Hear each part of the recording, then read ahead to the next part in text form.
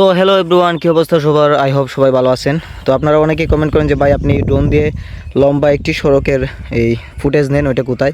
আসলে ভাই এটা সড়ক না, এটা হচ্ছে পানির ড্রেন, যেটাতে খেতে পানি দেওয়া হয়। ওই যে দেখতে পাচ্ছেন ড্রেন, আসলে উপরে ড্রোনের ফুটেজ থেকে দেখা যায় এটা সড়কের মতো, কিন্তু আসলে এটা সড়ক না।